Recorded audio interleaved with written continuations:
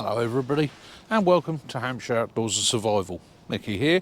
So, I've got a new truck. It's the middle of winter.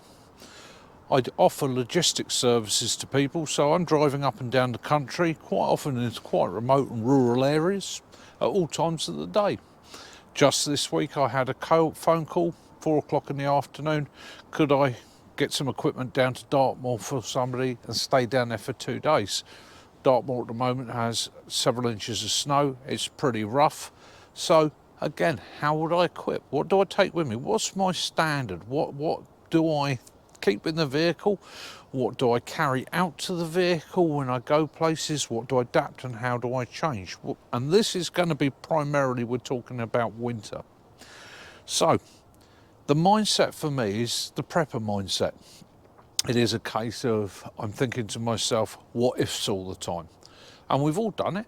You're on the motorway, or we've heard about it. A30 at Bodmin, people get stuck on that every year. There's an accident in the adverse weather conditions. It's not you, but you're now stuck in a tailback and you could be there for hours. You might break down. You might be stuck there overnight.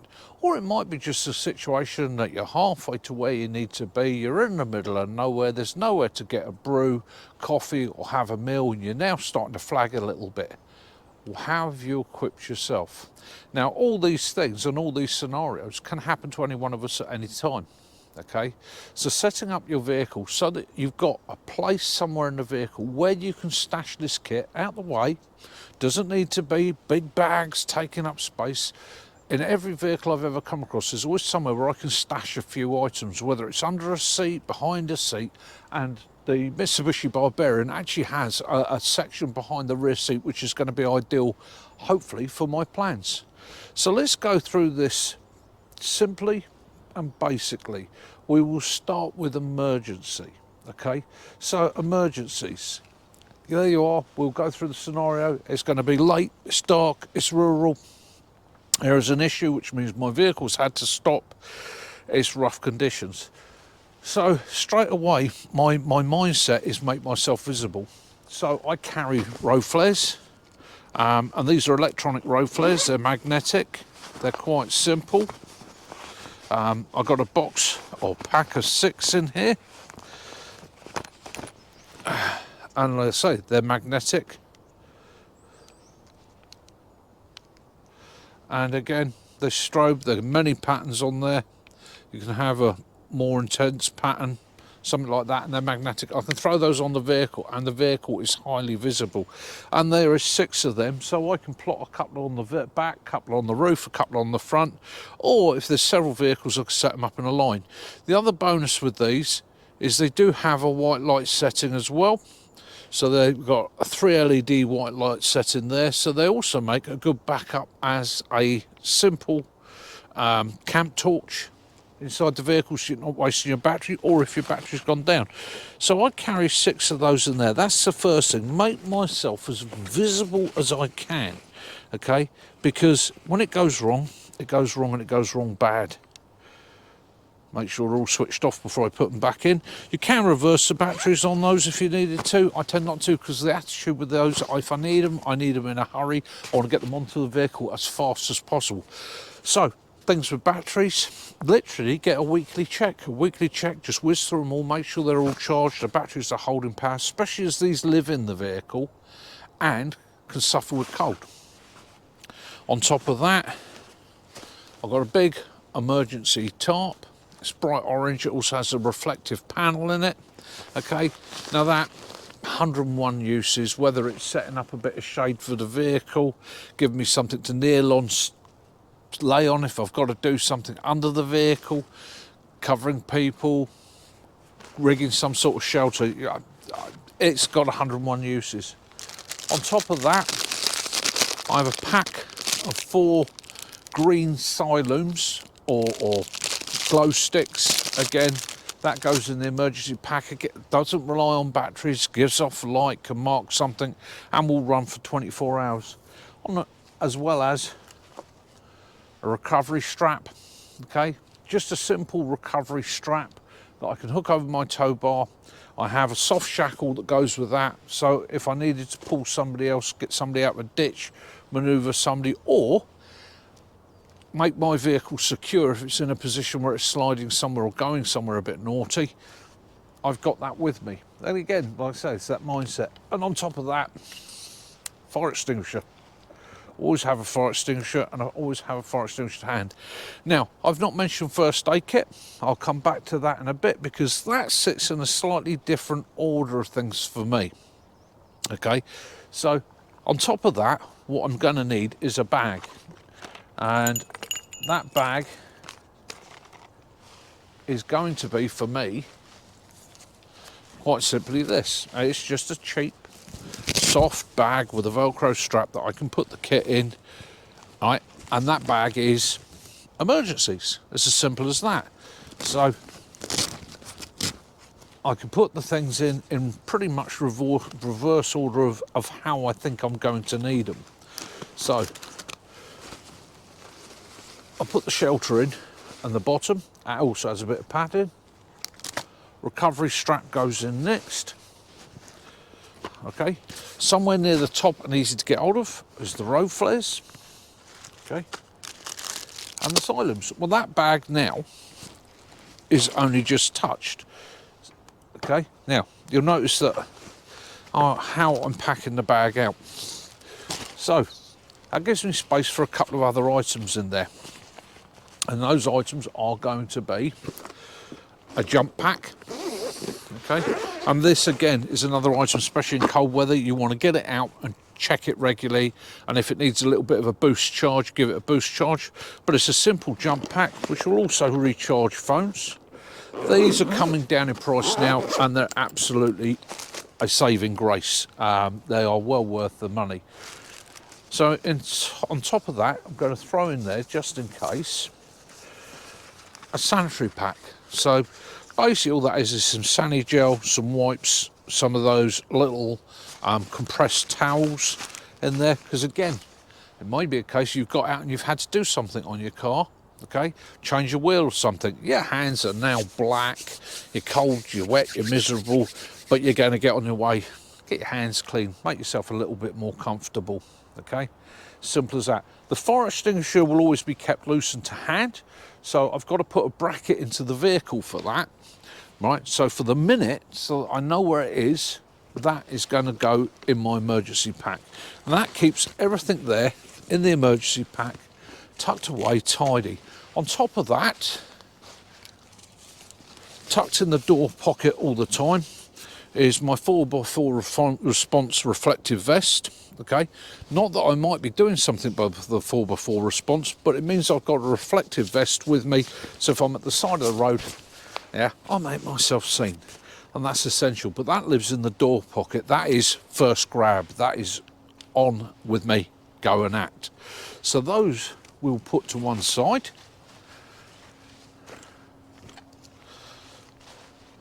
Now we'll talk about the next item.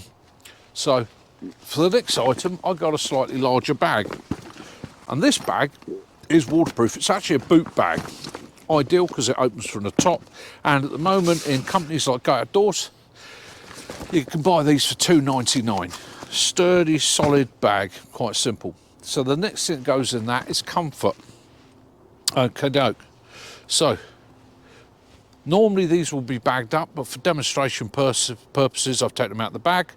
So a pair of underpants and a t-shirt and a pair of socks. Okay, why a pair of underpants? We've all had it. We've all had that moment where we thought it was going to be wind and it wasn't.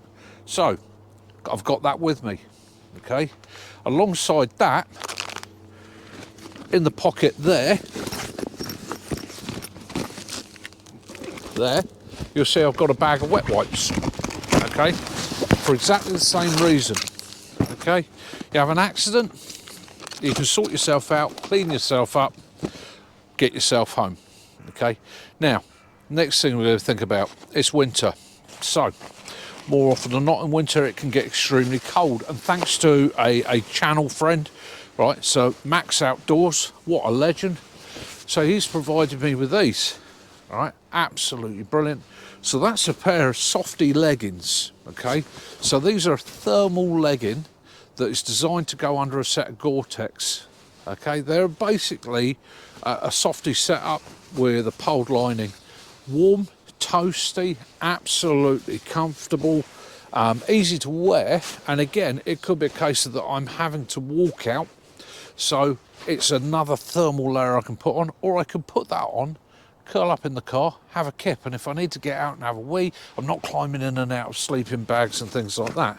So they go in there, and to go with that is the matching jacket. Okay, so again, ideal bit of kit.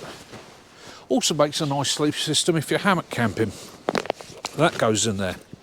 On top of that, there's a set of Gore-Tex leggings. Now they would go over, obviously, the softy layer on my legs. And you'll see there's no waterproof jacket. The reason it's not a waterproof jacket is that would normally be on the back seat of the car, where I can grab it instantly, put it on and off. This kit is more likely to be, oh dear, I really need it, right? The Gore-Tex, or my normal waterproof jacket, is pretty much wear it all the time, okay, especially this time of year. On top of that, fleece-lined, waterproof, windproof hat, okay? I've shown these before, protects the ear holes, comes down tight behind the head. Again, a bit of thermal protection. Lastly, not least, especially if it's snowing, a pair of military gaiters. These military gaiters will fit on any boot, okay, and they're going to keep your legs dry right up to the tops of the calves. So especially if you're walking through snow, wet grass, muddy areas, they really are a bonus, and they're so easy. Sling them on, do what you got to do, get home, it's a hose off, dry them out, and they're ready to go for next time. It's as simple as that. So that is comfort, okay? So that's 2 bags in the vehicle. That is a change of clothes, a warm system, okay, that will help me in an emergency. Doesn't take up a lot of size or weight. Now, we're getting to the last thing. Oh no, we're getting towards the last thing. Glove box, okay? Glove box, I like to keep some tea tree wet wipes, and again, because they're antibacterial, and it means you can clean yourself, clean off other things, get a nick, cut or something. It's just a bit of a help for wipe down, so that goes in the glove box. I've also got food, brew kits, stuff like that there. But we're going to get into the other thing now. Right, so first aid kit. I always take with me that bag. Okay, that bag goes indoors, goes outdoors with me. I'm going somewhere, that bag goes in whatever I'm taking. That is my daily bag. That is pretty much, you could call it a bug out bag if you wanted to. But I don't really see it as that. That bag normally has any paperwork, information, charges I might need for the day, live in there. And in the main section, quite simple, everyday water. Now, don't keep water in the car at this time of year because it drops below freezing. Okay, expands in the bottle, breaks the bottle, everything gets ruined. In the summer, it's super hot. Put that in the car, there's always a risk of it getting a bit nasty. So, water, which is replenished every day. Thermal mug, got to have a thermal mug, brilliant bit of kit. Tea and coffee, replenished every day. My, I suppose you call it a surplus kit. It is all those little bits and pieces that I might need on a daily basis. Everything from sewing kits to more advanced first aid, fire lighting, everything, safety pins, you name it, it's in there. And my first aid kit. So that basically travels in there with me every single day, which means I don't need to keep it in the vehicle. The gear in the vehicle stays in the vehicle. The gear in here changes day by day. Now, it adapts to weather, climate, conditions, and also where I'm going. If I'm going into the centre of London, there are certain items like knives and that I might take out of there, okay, and it would adapt down. On top of that, in this pack, 1 pair of warm gloves.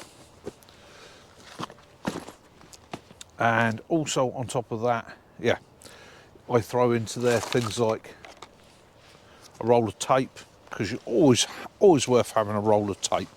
Okay, a bit of black nasty and a bit of string, you can fix almost anything. So that lives in there, and it leaves space for any other items I need. On the back of that, and I meant to put it in the vehicle because it's going to live in the vehicle, it's a nice large towel, okay, fleecy towel. And again, just, we've all done it, get out the car, you might just be doing something simple, it's hammering down, you want to wipe yourself down, but that will normally live in the car. So that goes in and out with me, that lives on the back seat, haul it in and out as I need to, okay. More often than not, there's also a cook system in there for me. So every day I will look at where I'm going, what I'm doing, and I will put a brew kit in there for me. And that's even local journeys. Even if I'm only going sort of half an hour up the road, just in case something happens and I get stuck there, I'll always make sure there's a brew kit with me, okay? Simple as. So that's one brew kit, which you've seen quite regularly. We'll go through that because I'm going to make a brew in a minute.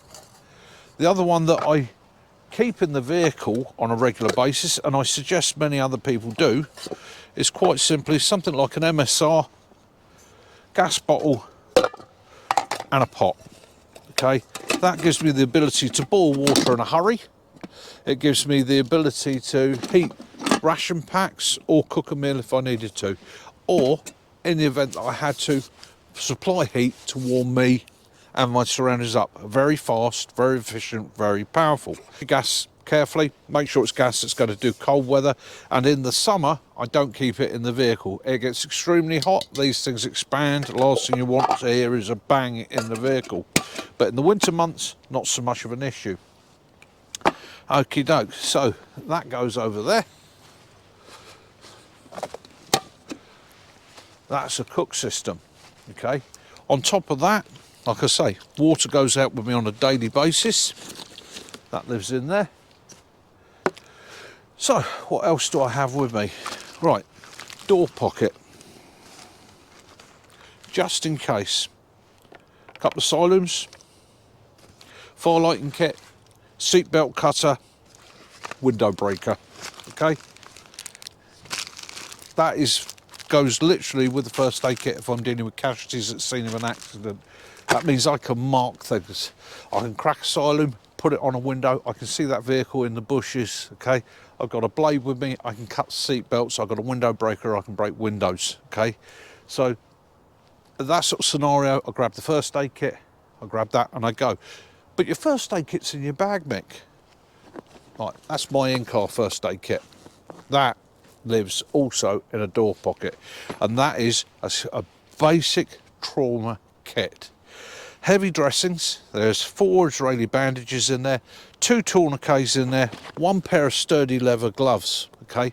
At the scene of an accident, all I'm going to be doing is stopping bleeding and stabilising people for the emergency services. I'm not a doctor, I'm not going to be doing miracle surgery, intubating people, putting IVs in, things like that. No, I'm going to be doing my damnedest to keep people breathing. So basics of first aid, stop the bleeding, keep them breathing, all right? That's all I'm going to be doing until the emergency services get there. So that is packed full of those sort of dressings. As I've said before, I'm a first aider. My role is, if it's a minor, sort it out yourself, wait till you get home and all the rest of it. I don't carry plasters and things like that. I carry stuff that's going to save life, and that's, hopefully, I never need to use it, but if I do, it's there. And as you see, it's got a pair of heavy gloves on top of it. If it's a scene of an accident, you could be dealing with broken glass, you could be dealing with sharp metal, things like that. A pair of heavy gloves goes with it. So that's that. In-car first aid kit. That one has a first aid kit in it, but I might be going off for a walk. Hence, that has that brew kit in it, that first aid kit in it. I'm going to go for a wander. Conditions change. I can go to the back of the car and get the kit out I need. There's space in the bag. Food. Food, most overlooked subject of all. It's simple. So, I've already got a way of heating things. I try and keep that to heating water. I have a pouch here, which is literally the side pocket off of a pair of combats. Okay. And in there now lives, let's take this out. In there now lives 3 of these. Now these are the meal heating packs, MRE meal heating packs. You can buy these, 25 of these for about a tenner. Okay, they're well worth having in your kit. Do excuse me, bless me. Well worth having in your kit. A little splash of water and it will heat the meal in about 5-10 minutes. Okay, and you've also then got something that's hot that you can use to keep hands warm, things like that, warm up other people, or if it's an emergency, just use that to warm somebody. Okay, do not drink the water. Once you've used it, the water is contaminated, it's lime. Okay, so that's a chemical reaction, but it will heat up your scoff. And also alongside the 3 packs of that, I have chicken tikka with rice, beef stew barley, and just in case I need the energy or I'm feeling a bit down, a chocky pud. Okay, that, all 3 of those live in there with a couple of instant coffees as spare backups to go with my other coffees. And again, sometimes it's a case of you come out to the woods and you're not going to do much, you just go have a little bit of a walk for an hour and that extends out and you think, oh, I'll have something to eat while I'm up here. It's a beautiful day.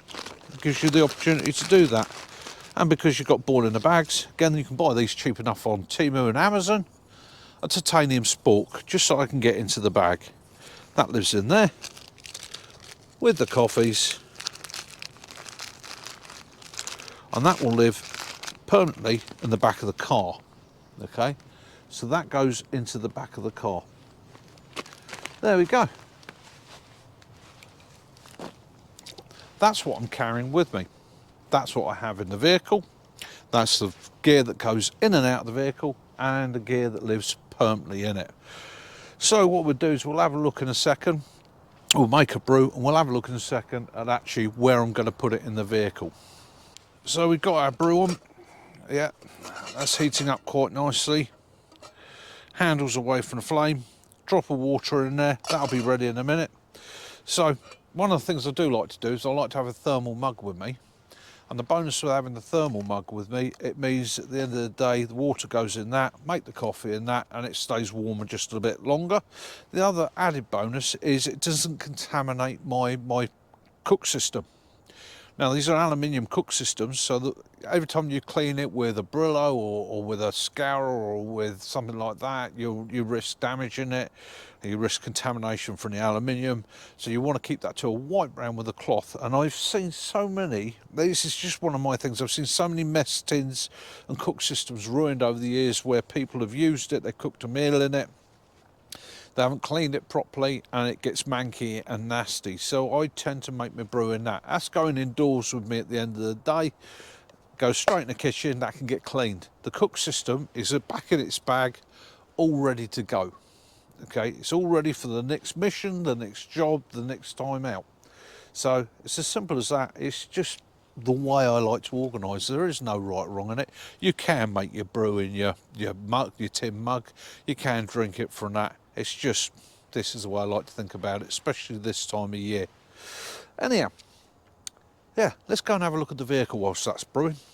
By himself. Well, in all honesty, Mickey spent his life savings. Mickey has the opportunity to work doing logistics. I am moving kit and equipment for people, sometimes on location and sometimes just moving gear to locations for them. So I needed a pickup. I needed a pickup that was capable of towing a trailer, okay, and towing a trailer adequately. I also wanted a pickup that would be reasonably fuel efficient, okay. And I did my research. The Toyota is an absolute beast. Yeah, I'd love a Toyota. But the cost of them was just a little bit out of my price range. The other thing is some of the newer ones I wasn't that keen on. There's too many electronics, too many issues. I also realised that I was going to be in this vehicle, can be 12 to 14 hours a day. It had to be comfortable. It had to be something that could be loaded. And I also wanted it to double up as a channel vehicle. So there is some modifications to be made to this weekend so that I can carry camping gear, canoes, things like that, securely and safely. Now, this is a 2.4. It's 70,000 miles. It has a full service history. I've got a warranty on it. I know the previous owner, so I'm more than happy. The other bonus, excuse me sneezing, the other bonus for me was it was white. Now white suits me because in the summer months it helps to reflect a bit of heat. It's easy to keep clean, it doesn't show marks and scratches so well, and bear in mind that it will be doing a bit of green laning. It helps protect it from that, or helps to hide those. A nice set of wheels, but more importantly for me, it's the Barbarian edition. So I've got heated leather seats, I've got a really good heating system, infotainment system, so that's handy. I'm going to be in there 12 hours a day. And out of all the pickups, it has one of the largest leg spaces in the rear. Okay, so there's plenty of room here. If I'm carrying passengers, cars, other people, there is room for them to be comfortable. Okay, behind the seat here, if I just get my finger in the tab because my hands are a bit cold, behind there is a storage area, and that storage area is where I'm going to put that kit that you've just seen. It's all going to live behind there, so it's out the way, but I can get to it when I need to. The pickup itself, yeah, it's not everybody's choice. It is not going to be an extreme off-roader. It's not getting lifted or anything like that, because like I say, it's a workhorse. I'm towing with it, okay? And it's got to do a lot of mileage. It's got to be comfortable over distance, which we've tested out doing a Dartmoor run. I got 40 to the gallon out of it, which I'm more than happy with. And it was a comfortable drive. Kaz has been out in it. She finds it reasonably comfortable. It is not the Range Rover. The Range Rover is staying as a family vehicle, and any event that I'm doing movement of cast, crew, people like that, then obviously that's what I'll use. But this is Fox 2, the new channel vehicle, and I'm setting up as a sort of semi-overlander work vehicle. Yeah, there we go, there we have it. Fox 2. Next new vehicle, Fox 2. Why Fox 2? Well, because years ago I used to build Land Rovers for overlanding, and I used to base most of my Land Rovers on Discoveries. And I had a Discovery that was Arctic white, Arctic Fox. It became known as Foxy. Okay, this one's white. It's an Arctic white. I couldn't call it Foxy, that would disrespect my old Land Rover. So it became Fox 2. Okay, simple as that. Naming my vehicles. I like to name my vehicles, it gives them a bit of personality. So there we go, that's the vehicle. That's the kit that's going to go into it. And more importantly, that's the brew ready. So let's get the brew on. There we go, so that's my little journey to the woods complete for today. I've got about hour and a half, 2 hours of direct sun, and the temperature's going to start plummeting. And this video today was just an idea to show people what I carry in the vehicle on a regular basis, and to probably give you some ideas yourself. Now, you adapt your kit to whatever you need. Everybody's location is going to be different, everybody's environment is going to be different. Some of you are going to be facing cold, some of you are dry, some of you might need even more in a way of warm kit. I mean, I've always got a wool blanket in there, just as a bonus. Excuse me, I've got sneeze, hay fever. Right, so I've always got a wool blanket in there as a bit of a bonus. Sometimes that's just nice just to wrap around yourself. But yeah, think about it, think about your passengers. Just a car is a carry system. Make it what you need. Hay fever. Car is a carry system, make it what you need it to be. I've got to thank a couple of people. I want to thank Apex 4-wheel drive for their assistance. The gear that they've provided will be getting fitted Sunday, and hopefully, yeah, I'll show you guys that. You'll enjoy that. Pop over to Apex 4-wheel drive if you're looking at modifying your vehicle, or go and have a look at their swags. They've got some great swags on there at good prices for any of you that are interested in camping, car camping, that sort of thing. And obviously Tarpach. Tarpach Innovations is another company that I'm affiliated to, and they specialise in ridge lines for people that want to tarp, camp tents and so on, having adventures. They are hammock specialists themselves, but they do cover a wide range of other kit. So I'd like to say a big thank you to them. Both of those, yeah, show them some love and support. They're small companies, they're growing companies, and they're honest companies, and that means a lot to me. So anyhow, with that, have a great day wherever you are. Enjoy the weather, get outside, have an adventure, kit your vehicle out, or have a think about kitting your vehicle out. More importantly, love those you do, forgive those you don't, and as always, may peace and light be upon you all. Till next time, this is Mickey, Hampshire Outdoors and Survival. Mickey out.